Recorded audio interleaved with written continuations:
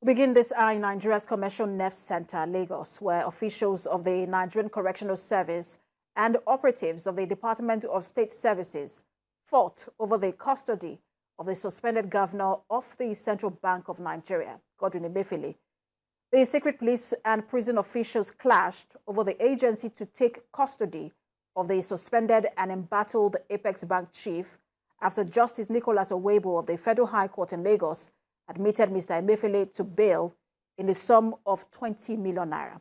This report, TVC News' Kemi Folade walks us through the tussle between both federal agencies. Godwin Emefiele was brought in at about 9:20 a.m. to the court premises for the first time since his arrest by the DSS on June the 10th. He pleaded not guilty to 2 counts of alleged illegal possession of a shotgun and live ammunition punishable under the Firearms Act of 2004. He survived the first hurdle when Justice Owebo granted his request to argue his bail application, despite objections by the lead counsel for the federal government, Ikiruka Jones-Nebel, prosecuting the case on the grounds that she hadn't seen the court documents to enable her file a response. The defense counsel, Joseph Daudu, SAN, had told the court that the Office of the Attorney General of the Federation had been served with the documents since last week. After granting him bail, the judge granted the defense request that Mr. Emefiele be moved out of the DSS custody to the Nigeria Corrections Facility, pending the fulfillment of his bail conditions. But the DSS refused to leave and even beefed up its presence around the court premises. The corrections officers, who also stormed the court in their numbers to effect the order, stood their ground, leading to a rowdy tussle. Some DSS operatives even roughed up a senior prisons commander and tore his shirt buttons in the process.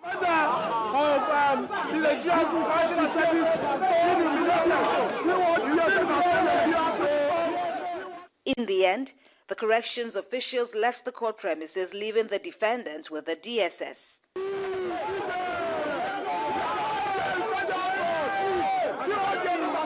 There's a subsisting order of court saying that he should be kept with the correctional center should we not be able to fulfill bail conditions. So at the moment, the correctional center have parked their vehicle, the DSS have positioned close by them. So I hope you will be all around to watch whether there's a stalemate. But should they prevent the court order from being fulfilled, that is another kettle of fish that we will have to interrogate in due course. The DSS, through its lawyer in the court earlier in the day, had said that they wanted to keep him within their custody pending investigation on further alleged offenses. But the court would have none of that argument and rather ordered, on the strength of the defense counsel, that he be taken away from the DSS custody after 46 days with them in detention to the regular corrections facility. But now, as we see, despite that order, Mr. Emefiele has been arrested. We also understand that the defense counsel is not objecting at this stage. Between now and the next adjourned date, that will also form part of the proceedings for the day, talking about the legality or otherwise of the DSS latest actions.